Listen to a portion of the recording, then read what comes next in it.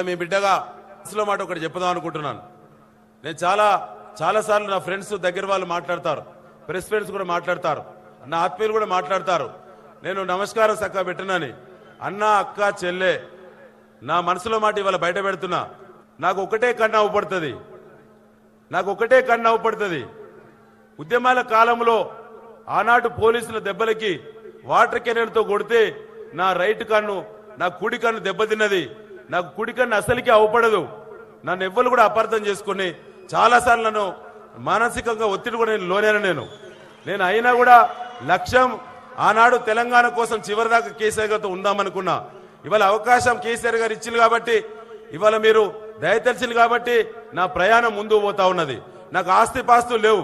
ఇవాళ నా మీద కుట్రలు జరుగుతా ఉన్నాయి.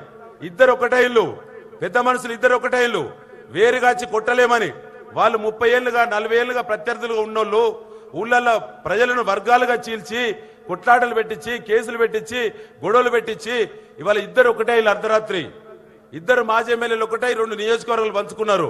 2018లో కూడా పొత్తు పేరు మీద 2 నియోజకవర్గాలు పంచుకున్నారు. 2014 కూడా నన్ను దెబ్బతీసిల్లు. మీరే సాక్ష్యం.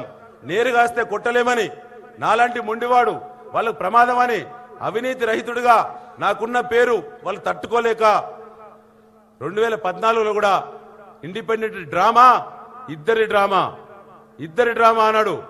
2018 అదే ఫార్మేట్లో వచ్చిల్లు, దెబ్బతిన్నారు. ఇలా మిమ్మల్ని నమ్ముకున్నా. ఇవాళ కూడా అదే పద్ధతిలో ఇద్దరు ఒకటే ఇల్లు. నాకు మీరు తప్ప, నాకు వెనుక ముందు ఆస్తులు లేవు, నాకు ప్రజలే దిక్కు తప్ప, అక్కా చెల్లెళ్ళు అన్నదమ్ములు రైతులు తప్ప నాకు ఏమీ లేదు.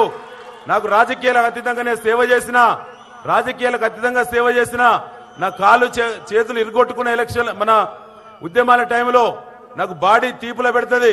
నేను వారానికి 2 సార్లు కాలు ఫిజియోథెరపీ చేసుకుంటే తప్ప కాలు నిలబడదు. నాకు కన్ను పోవడానికి ప్రధాన కారణం తెలంగాణ ఉద్యమ సందర్భం. నన్ను ఎవ్వరు కూడా అపార్థం చేసుకోవద్దని, నా ఆరోగ్య స్థితిని కూడా అందరూ అర్థం చేసుకోవాలని ఇవాళ మనసుల మాట మీ ముందు పెడుతూ ఇవాళ ముగిస్తున్నాను. జై తెలంగాణ.